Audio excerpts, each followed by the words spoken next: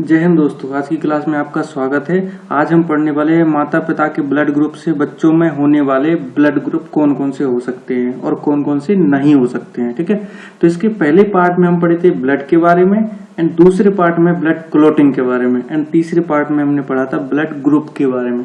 ठीक है, तो आज हम इसके बारे में समझने का प्रयास करते हैं। ठीक है, माता पिता से बच्चों में कौन कौन से ब्लड ग्रुप संभावित हो सकते हैं, इसका समझने का कोई शॉर्ट ट्रिक नहीं है, बस छोटे छोटे 4-5 पॉइंट है, इनको याद रख के आसानी से ब्लड ग्रुप पता कर सकते हैं कि माता पिता के कौन से ब्लड ग्रुप से बच्चों में कौन कौन से ब्लड ग्रुप जाते हैं। ठीक है, तो आइए देखते हैं कौन कौन से पॉइंट महत्वपूर्ण होते हैं जिनमें ध्यान में रखते हुए हम आराम से बच्चों में ब्लड ग्रुप निर्धारण कर सकते हैं। ठीक है, तो यदि माता पिता में से किसी का ब्लड ग्रुप ए है और एक का ब्लड ग्रुप बी है, यानी माता पिता में से कोई सा भी मान लीजिए कि इनमें से एक माता का है एक पिता का है। ठीक है, तो इनमें से एक का ब्लड ग्रुप ए है और एक का ब्लड ग्रुप बी है, तो इनमें इस कंडीशन में क्या होता है कि बच्चों में होने वाले ब्लड ग्रुप की संभावना सारे ब्लड ग्रुप की संभावना हो जाती है, इनमें सारे ब्लड ग्रुप हो सकते हैं। ठीक है, इसके बाद अगला पॉइंट आता है, अगला पॉइंट आता है कि ये भी, यानी एक का ब्लड ग्रुप ए भी है और दूसरे का कोई अदर है,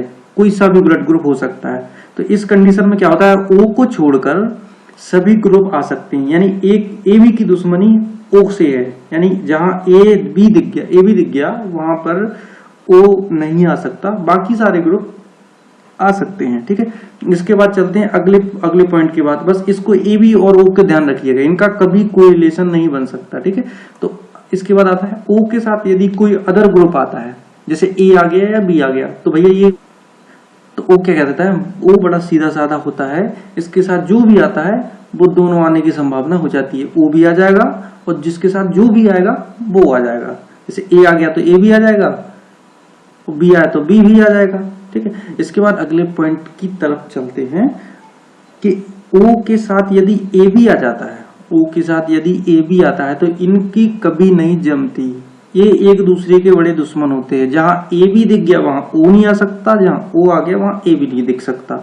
यदि दोनों ही आ गए तो ये दोनों ही नहीं आ सकते, इनके अलावा जो भी ब्लड ग्रुप बचते हैं वो आ जाते हैं। ठीक है, इसको ध्यान रखिएगा, ओ और ए बी हमेशा अलग अलग रहते हैं, ये एक साथ कभी नहीं आ सकते, इनके कभी पेयर नहीं बन सकता। इसके बाद अगला पॉइंट है कि यदि सेम कंडीशन है, यदि माता पिता में से ब्लड ग्रुप समान है तो ओ आएगा और जो समान ग्रुप है वो भी आएगा, यानी ओ तो हर कंडीशन में आएगा, ओ ब्लड ग्रुप हर कंडीशन में आएगा, परंतु एक को छोड़कर। एक कंडीशन क्या है कि ए बी से इसकी दुश्मनी है, जहां ए बी दिख गया ये ओ गायब हो जाएगा, और जहां ओ और ए बी दोनों आ गए तो ये दोनों ही गायब हो जाएंगे, बचे हुए ग्रुप इसमें आ जाएंगे।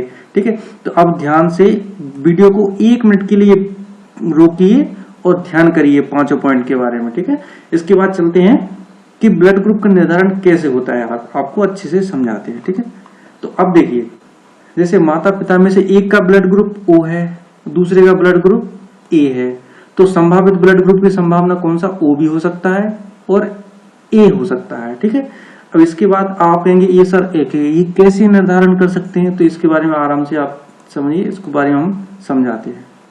माता पिता से बच्चों में ब्लड ग्रुप किसके आधार पर जाता है, जीन्स के आधार पर। ठीक है, और जीन्स के आधार पर जाता है, ये कैसे पता है, ये पिछली क्लास में हमने अच्छे से समझाए हैं, और यदि आपने वो क्लास नहीं देखी है तो उस वीडियो का लिंक हम डिस्क्रिप्शन में दे देंगे, आप अच्छे से देख लीजिएगा। ठीक है, इसके बाद देखते हैं कि यदि एक का ब्लड ग्रुप ओ है, एक का ब्लड ग्रुप बी है, यानी माता पिता में से किसी एक का आप समझ लीजिए, किसका ओ है किसका बी है कोई फर्क नहीं पड़ता। ठीक है, इसके बाद देखते हैं कि ये जीन्स रहते हैं किसमें, पेयर में रहते हैं, पेयर यानी जोड़े में रहते हैं। ठीक है, जिनको क्या बोलते हैं, मल्टीपल एलील बोलते हैं। अब इन्हीं जोड़ों के साथ साथ एंटीजन अटैच होकर चलते हैं, जिसके आधार पर बच्चों का ब्लड ग्रुप निर्धारण होता है। ठीक है, तो ये कंडीशन देखते हैं कितनी कौन कौन सी कंडीशन बनती है। तो देखिएगा, ये पहली कंडीशन में क्या होता है कि माता का ओ और पिता का ओ, तो ये दोनों मिलके क्या हो जाते हैं, ओ एंटीजन जाता है। तो ओ एंटीजन का मतलब ओ समझ लीजिए, या फिर उसमें कोई भी एंटीजन नहीं पाया जाता, इसको जीरो समझ लीजिए, एक ही बात है, कोई फर्क नहीं पड़ता। ठीक है, तो इसमें ओ एंटीजन जाएगा। अगली नेक्स्ट कंडीशन में क्या होता है कि माता का ओ एंटीजन जाता है और पिता का ए एंटीजन जाता है, तो इसमें क्या हो जाता है, ए एंटीजन होता है। अब ओ में तो कोई एंटीजन होता नहीं, इसलिए ए एक्टिव रहता है, तो इसका ब्लड ग्रुप ए हो जाता है, ठीक है। एंड देन अगली कंडीशन में क्या होता है, अब वो तो जोड़े में पेयर में पाए जाते हैं तो कंडीशन तो सारी बनेगी, लेकिन उनमें से रिजल्टेंट जितने ब्लड ग्रुप होते हैं वो अपन निकाल लेते हैं, ठीक है। तो इसकी अगली कंडीशन में क्या होगा कि माता का एंटीजन ओ गया और पिता का ओ गया, तो कौन सा बन गया, ओ बन गया, ठीक है।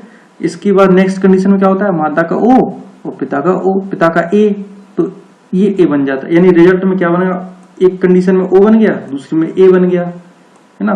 तो टोटल क्या बन गया, ब्लड ग्रुप एक का ओ बन गया और एक का ए बन गया, समझ गए।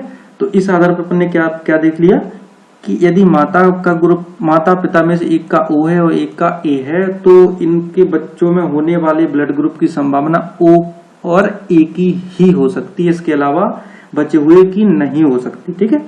इसके बाद चलते हैं, देखिए तो यदि अब पहली कंडीशन में क्या हो गया, पहली कंडीशन में क्या हो गया कि माता पिता में से एक का ब्लड ग्रुप ओ है और एक का ए है, तो क्या हो गया, संभावित ग्रुप ए ओ और ए हो सकता है। एंड इसके साथ दूसरी कंडीशन में ओ के साथ बी को करा देते हैं, तो ओ हो सकता है और बी हो सकता है, ठीक है। इसके बाद ओ के साथ अगर ओ का होता है, यानी माता पिता का दोनों का ग्रुप क्या हो जाता है, ओ हो जाता है, यानी सेम हो जाता है, तो उस कंडीशन वो पिछले पांचवा पॉइंट याद करिए जो पहले अभी थोड़ी देर पहले बताए हैं कि सेम वाली कंडीशन में क्या होता है कि सेम कंडीशन वाली में क्या होता है, ओ आ जाएगा और जो सेम वाला होगा वो सेम वाली में सेम आ जाएगा। तो अब यहाँ पे ओ ही है तो ओ ही आ जाएगा, ठीक है। इसके बाद अगली कंडीशन क्या होती है, ओ के साथ ए भी आ जाता है। तो अब इसमें ध्यान करिए कि जो पिछले पॉइंट में जो तीसरा चौथा पॉइंट बताए थे कि ओ की और ए बी की दुश्मनी चलती है। क्या होता है कि ना तो फिर ओ आएगा और ना ए बी आएगा, बचे हुए जो भी बचा वो आ जाता है, ठीक है, क्लियर है। तो यानी ओ यदि एक का ग्रुप ओ है और एक का ग्रुप ए भी है, तो होने वाले बच्चों में ब्लड ग्रुप की संभावना कौन सी, ए और बी हो सकती है, ना ओ आएगा ना ही ए बी आएगा, ठीक है, क्लियर है। ये ओ के साथ 4 कंडीशन हो जाती हैं, समझ गए। इसके बाद चलते हैं अगले 5, 6 और 7। अब ए के साथ ए का मैच करा देते हैं, तो क्या हो जाएगा, ओ और ए 2 कंडीशन बनती हैं, बच्चों में होने वाले ब्लड ग्रुप की संभावना ओ हो जाएगी और ए हो जाएगी।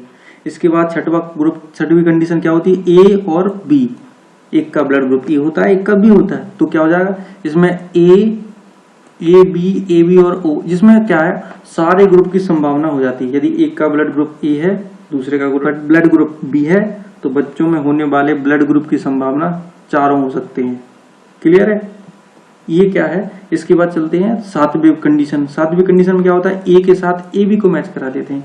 तो अब देखिएगा, वो पॉइंट याद करिएगा, पिछले 5 जो ट्रिक पॉइंट बताए थे, शॉर्ट पॉइंट बताए थे, जो इंपोर्टेंट पॉइंट, कि जहां ए बी दिख गया वहां ओ नहीं आ सकता। अब यहाँ ए बी आ गया तो यहाँ ओ नहीं आ सकता, बचे ग्रुप सारे आ सकते हैं, ए भी आ सकता है, बी भी आ सकता है और ए भी आ सकता है, क्लियर है, ठीक है। तो ए के साथ कितनी कंडीशन, अब आप कहेंगे कि ए के साथ ओ भी आ गया, तो ओ देखिए ये ऊपर हो गया, ए के साथ ए के साथ ओ हो गया, तो ये डबल नहीं लिखेंगे, क्लियर है। इसके बाद अगली कंडीशन क्या होती है कि बी के साथ, तो बी के साथ 2 कंडीशन बनती हैं, कैसे कि बी के साथ बी का मैच करा देते हैं, तो क्या बन जाता है, ओ और बी बन जाता है, ठीक है। और बी के साथ ए बी का, अब वही बी के साथ कोई भी आ जाए लेकिन ओ नहीं आ सकता, तो इस कंडीशन में ए भी आ सकता है, बी भी आ सकता है और ए भी आ सकता है, क्लियर है। इसके बाद नेक्स्ट कंडीशन में क्या होती है कि ए बी के साथ ए बी का मैच करा देते हैं, तो ए भी आ जाएगा, बी भी आ जाएगा, ए भी आ जाएगा, लेकिन ओ नहीं आएगा, किसी भी कंडीशन में ओ नहीं आएगा। तो ये टोटल कंडीशन कितनी बनती है, 10 कंडीशन बनती है, ठीक है। सारे पॉइंट क्लियर हो गए।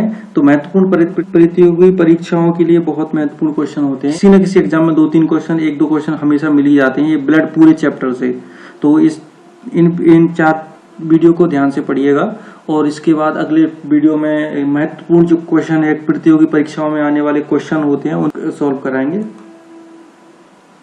आज की वीडियो में इतना ही, नमस्कार, धन्यवाद।